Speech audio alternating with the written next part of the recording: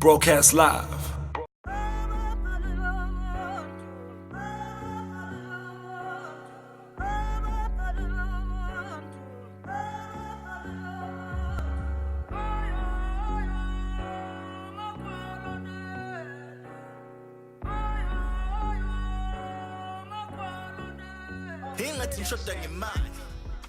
Imali, you know, I did say Imali is my favorite joint, and right now is the first listen, well, second listen, third listen actually, because the first time is a hearing, so it's third. Imali is my favorite joint, and that's, I think, when I picked up that I've actually played this twice.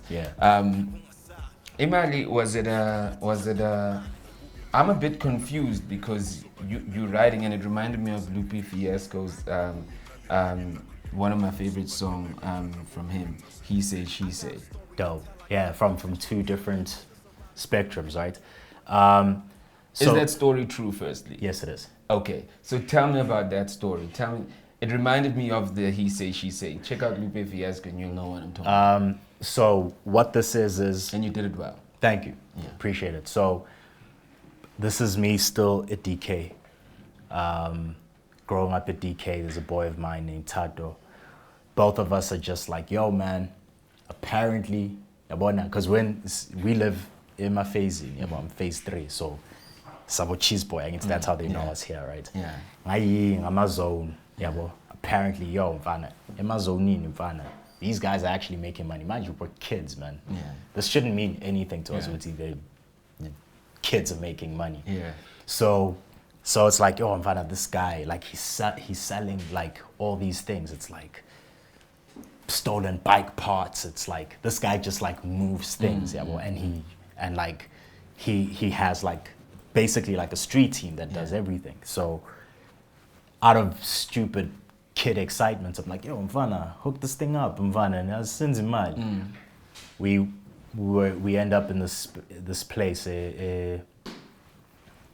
At DK, and it's this house, and it's like, I remember it's like this very narrow passage, right? Because it's a back room type thing. So we walk in, I'm following Tato's always been like much bigger than me. I was a small kid. So I'm just following him, but manje, the difference between us and like all these other kids is, we're in our Sunday best, like I'm wearing my Nikes, and Gabon would say, okay, these other kids don't look like us, but it's fine. Let's just walk this line. You see this timer. It's like one of those like shacks, like a wide door, and there's just lots of things. It's like a one-stop shop. And he immediately like looks at us and just sizes us down, like, y'all aren't the ones, So, and you can imagine with kids trying to play it cool, like, we hard. We're not hard for nothing, bro. You know what I mean? And what happens is it gets very weird because I think there's a kid who's there who this guy assumes came with us, who apparently tried to steal something in there. Next thing, he's looking at all of us like, and then like he just locks eyes with me. I'm the smallest kid there, bro. This guy literally just reaches to the back and everyone scatters like roaches. And I'm like, I'm not gonna wait to find out what this situation is. I move. What happens though is Utato gets knocked out. And much like I say in the record, I'm like, oh, he's dead. Obviously he's dead, and he wasn't. He wasn't. He just got knocked out. But the thing about that is we were kids, man, and we were now, in our minds, it made sense to hustle. And it made sense to be like, yo, you need to be like Abu we don't know what they're about, but you can see and they're making some money. And that thing just like shook us straight. Like from then on, we're like, okay, we're the phase 3 boys. This is we're owning our cheeses. And that's essentially what the story was. And the idea behind it really is how the insecurities of a lack of, right? From any side of the spectrum, whether you're considered a cheese, whether you're not, these are the insecurities that you grow up and kind of carry with you as an adult and make bad financial decisions or decisions based on finances incorrectly, you know. That's essentially what that story is. I just wanted to say the story because I want someone to listen to that and see how well you've put it together. As a story, right? Yeah. Now I appreciate that. And you know, so that record was so Solid the Gifted, actually, that was his production initially, right? And then him and Books kind of collaborated on it. And I remember when Books made the decision to be like, you know, second part, we need to have that switch. It needs to be, because now, like, so it needs to feel very street now. So like what the Sonics do, as much as I'm telling the story, what the guys did production-wise to like elevate that story, I think was just incredible. You know, that's, you guys are fucking, the team is tight. Yeah. What you guys do is tight, you know. I mean, even the features with Books when he comes in, it's dope, man. Yeah, I mean, polished. Since I've known you, you know, which I don't know, maybe It's close to 10 years now, man. Maybe more. Well, how long have you been with Dineo? Close to 8 years now. No, we've known each other then for, well, on the song you say 7 years. You know, your rap say 7 years. Yeah, that was because I wrote that last beginning of the year. No, because that's only to close to 8. In January, it's 8 years. Okay. Yeah. Okay. Because I obviously met you through her. Is she singing the chorus? Yeah. So I want to ask you, you know, I'm really interested. Now we're going to get into love. Yeah. You guys have been together for 7 years, right? How do you know that you're with the right person? How do you know that you're with the right, what experience do you have to kind of go, I'm natural with this person? But how do you know? Other people get this early, other people get it late. How do you know you're with the right person? And I'll tell you also why. Yeah. For me, you chilled, right? I'm like, I see you at the events, you dressed up, and I'm like, you know, I don't think that's innately who you are, but like, you with your wife now. You're like, okay, this is your wife's thing, so it's your thing. Yeah. You know? And you own it. You know what I mean? Gotcha. How do you know you're with the right person, generally, to stretch it to that extent? I think more so because you know when you're not with the right person. So like my previous relationship before this one. Yeah. As much as like I kept trying at it, I knew this, you know what I mean? Like you feel you're like, I'm definitely forcing shit here.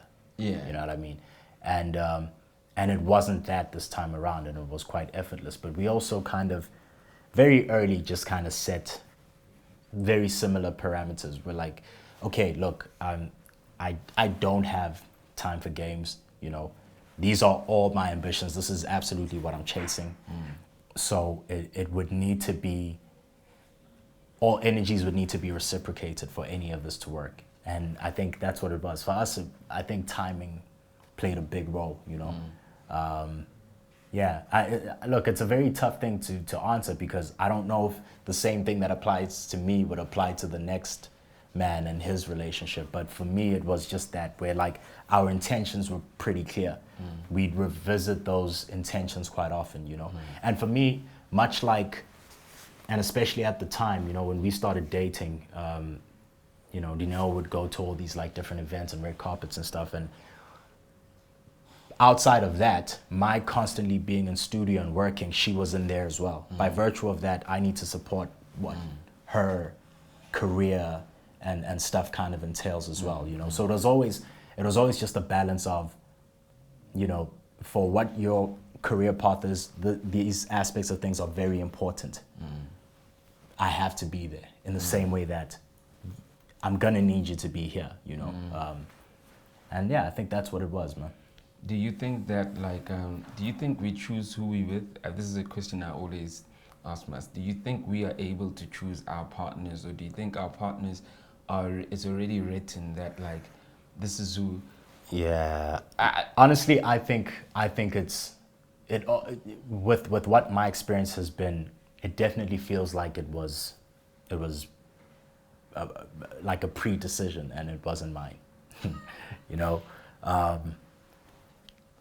yeah, I just have too many stories, and obviously also after you know, like even with us getting married, the first thing we did was actually ukushatisa amadlozi first, right? So it's from that level first that there's a union before us in the flesh.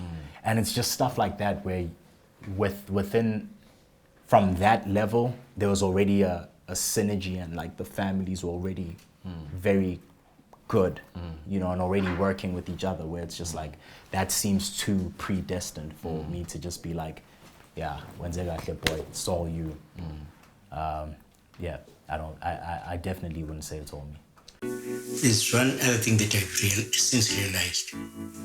The way in which you tackle things that might seem to be impossible, your persistence, and until the thing is done, has made us realize that trying to stop you doesn't benefit anyone. You could dim the lights on my highlight reel, show the bloopers.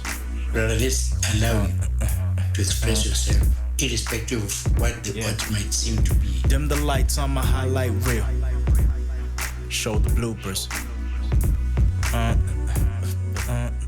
Yeah.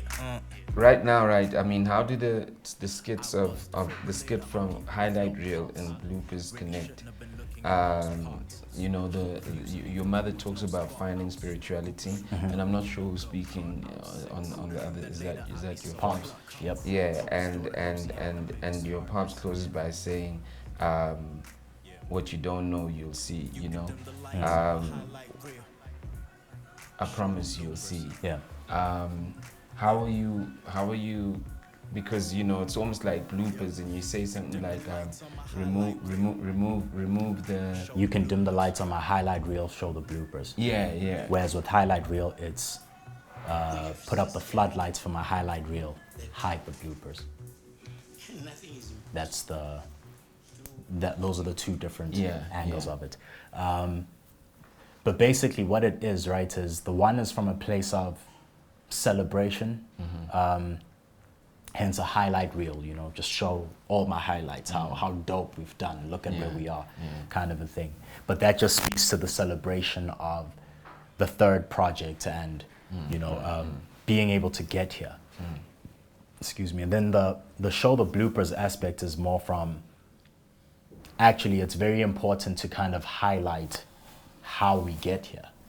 It's important to show the bloopers because you don't get anywhere without them. And we're always covering the bloopers. And we always try to cover it up. And I guess that's, you know, I guess it's a societal thing right now, you know, social media and such as. We got to start an app, the bloopers app. It's the bloopergram. It literally shows all the mistakes that everyone who says they're on top. That's actually so dope. I mean, yeah. Dude, I'd subscribe to that now. Because imagine how many lessons you'd learn so quickly off of bloopergram. Listen, man, okay, maybe cut this part out of the we're gonna, interview, because maybe that's not for you anymore. Like, you know, though, the thing is, you inspire me because I'm working on an idea, but anyway, this is an addition. But you inspire me generally because if you can remember even that thing with the songs, and I called you up and I said, oh yeah, I remember. Yo, can I bite your shit? Can I bite your shit? That was the whole conversation. That was the conversation, you know. Yeah, maybe you and I need to spend more time. You know maybe we should, man. You know, we need to spend more time, you know. It's like you going through things that you shouldn't be going through that I'm like, nah, I know this. You already did this. Yeah. Show me your bloopers, dog. So I don't need to do all these mistakes.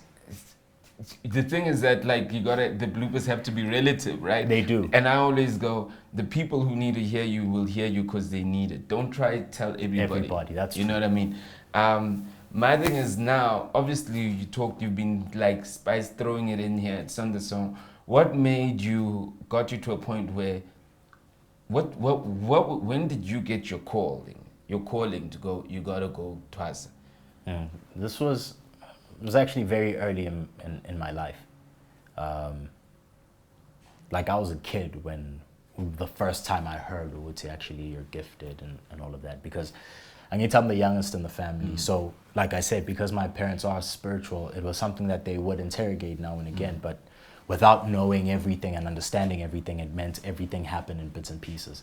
So I probably heard it like a few times in my life, the few times my parents would engage this thing, where whoever it is would just be like, yeah, hey, but your youngest son, hey, there's a gift over there, you know. So I grew up kind of just always had that in the back of my head, you know. It was only obviously just like in my late 20s where I'm really starting to interrogate this thing. To what does it actually mean, you know? What are its responsibilities? Because that's one thing I definitely understand about this whole thing, where it's like people just speak to how heavy it is, how hard it is, so what does that actually mean? So I start interrogating myself, and funny enough, because my wife is also Utwasile as well, and initially at the time that was it kind of seemed like a interesting coincidence, but you learn later Uti spirit attracts spirit, you know, so it's actually not a foreign concept at all. But what ended up happening was she was going through her own things in terms of her journey and feeling her own types of pressures, and it started getting very urgent on her side. And I remember just going, hey, okay, look, I already know that I have this gift. Nothing in me was looking to jump in right now, but if it's that urgent for you, I'm not gonna let you do this thing alone. Which, when I think back now, in hindsight, I'm just like, hey, but slim, they knew that that's my pressure point. They knew, just put like, pressure there. So it's just stuff like that where, again, like I said, when you step back and you look at it and you look at like the entire design and you're like, okay, like it's more than we can comprehend, you know. But yeah, so I've kind of carried the understanding that I'm gifted spiritually since I was a beginning, really. Yeah. The album is out, you know, it's a dope album. I think the reason why the conversation led this way is because you are able to articulate these things in song, and C.Plenty.Dreams. So I think if you are interested, go listen to the album. If you need a reading, you know, for the right price, he can make you tighter. You know what I mean? You know, I'm not the cheapest out there, but you know. Yeah, you know, he comes with stature. I mean, you know. Yes. So you know, so with that being said, you know, we're doing 2 promotions. C.Plenty.Dreams, consulting, reading. We are running late, and this is what I love about what I do, though, is that I speak with rappers, I speak with artists. Rap is so diverse. The people in rap are so diverse. I mean, absolutely. I think because they black people. I mean, how's Mappy and all these guys are diverse because they created by us. We creators, you know, we architects. But I'm fortunate to sit around and like the kids that you talk about bad vibes and really feel their energy, and it touches me. At times I'm like, oh my gosh, I want to cry because they so connected to something, you know. Absolutely. And then I'm with guys who don't care. Then I'm with guys who are plugged into like the being urban and westernized. And then I speak to you. This is the beauty of what I do. But you know, we definitely gonna offline, and this is it. Yeah. Thank you, bro. I'm gonna consult. I'm gonna come. Umama no baba bazongishaya consultation. You know. Money mali, bro. Money mali. They're gonna bounce the consultation like on some. D, what do you think? Man, you know what I was thinking. Z is that like they're gonna be bouncing the consultation. It's gonna be like, yo, mic check, yo, pass the mic. I'm late for a meeting. Get but your you know, mans. but I know we needed to have this conversation. For sure. Appreciate you, bro. Thank you. I'm saying, album, classic. I don't give a damn if they don't listen to it now. It's gonna hit them later. They're gonna be like, did this thing really exist? Did this guy really say that? That's that album. You know what I mean? Go get it, man. And yeah, man. Now you came consult. You consulted for free with me 6 years ago. B. You owe me. Hey, man. Listen. Listen, different time, different. You know what I mean? I went bad change. Yo, it's called the Uber. Let's go. Thanks, bro. Broadcast live